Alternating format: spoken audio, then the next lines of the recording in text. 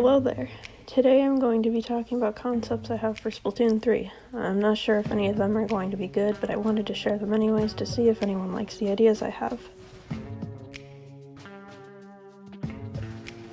In the first trailer you can see that your player wears a cape with a hood. There are high chances that the cape in the trailer is just for show, but if we were capable of keeping the cape, I think players would love to wear it with their favorite gear instead of it being attached to a shirt that the player might not like. Thus, a different menu could be provided. A menu called Capes could be in the player customization menu. Agent 3 also wears a cape within the Octo expansion.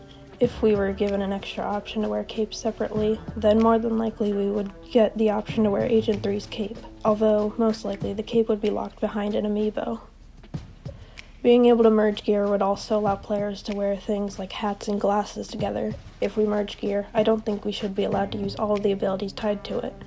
I think a solution to this should be whatever the first gear you equipped is the abilities you use. As someone who switches my player very often, it's quite annoying to have to go into the player customization menu every time. Now you might be thinking that this problem is already solved, but it's locked behind an amiibo. I feel like we should have player saves that save our looks and gear. That way it's easy to switch our Inkling or Octoling without an amiibo. As someone who also really likes the apartments idea, if we could have character saves, it could be a feature for closets in our apartments. But I know not a lot of people like that idea or think it would be in-game, so that's why I briefly mentioned it. Salmon Run, as we all know, is a 4-player campaign that involves collecting golden eggs. A lot of people believe that our antagonist is Mr. Grizz, but I'm not here to talk about that. If we were to have another campaign or job, I personally would like more than one option. Some ideas I came up with were something like a cafe and some stage cleaning jobs. A cafe could be a hangout place as well. It's hard to explain, but I think it would be good to have the option to be in the cafe with other people online like in regular turf, or alone with your friends like in private battle.